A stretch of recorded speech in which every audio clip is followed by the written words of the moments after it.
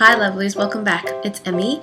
It's summertime and what kid doesn't love to play with bubbles? So today I'm going to share with you a super simple, easy bubble solution recipe. The catalyst for making this was I bought a bottle of solution for my son and was really disappointed by the bubbles that it made. Since I was a kid, I've always wanted to make my own bubble solution, and I always begged my mom to buy me a bottle of glycerin, but it never happened. Supposedly you can buy it at the pharmacy, but I went to the pharmacy and I couldn't find it, and so I ended up going to the craft store and buying a bottle of glycerin here. If you can't find glycerin, you can also use corn syrup, and this is an 8-ounce bottle, and this was I think about $4. And then you'll need some dish soap.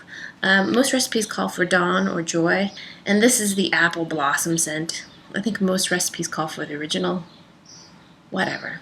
So altogether I spent about $6.50. And the last ingredient is water.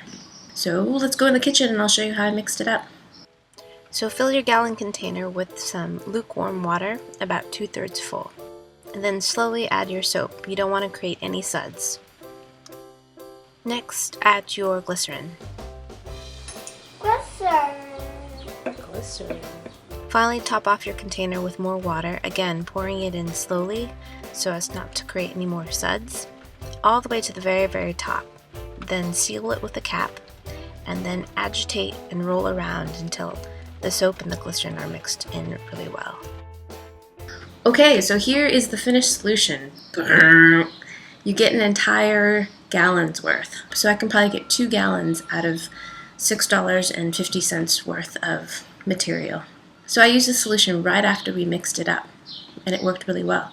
But in most recipes, they recommend that you let it sit overnight, so I think so the glycerin and the soap can really mix in with the water. My son's only 2, so I recommend getting a wand, something like this. You just dip it, and then you just wave it around, and it's a really simple way to make a lot of bubbles. I find these little wands, he just doesn't have the patience for, or he blows too closely, or it gets in his mouth, or so it's just, this is the way to go. I don't think this recipe is designed for the big giant bubbles. Again, I haven't tried it because my boy is a little bit too little to manipulate those big wands. I think the recipes that are made for the bigger bubbles tend to be more viscous and have higher amounts of glycerin or corn syrup to retain the large sides of the bubbles. But if you're looking for a really great, simple, basic bubble blowing solution that's pretty cheap, then this is the one for you. So let me know in the comments below what your relationship to bubbles are, and if you have a recipe that you prefer or enjoy, or yeah, feel free to share it. I'd love to hear about it. Alright, hope you guys enjoy that, hope you guys found that useful, and I'll see you in my next video. Toodaloo, take care, bye! Potato chips and chocolate actually is pretty good. I actually had it in my Emmy Eats Philadelphia video.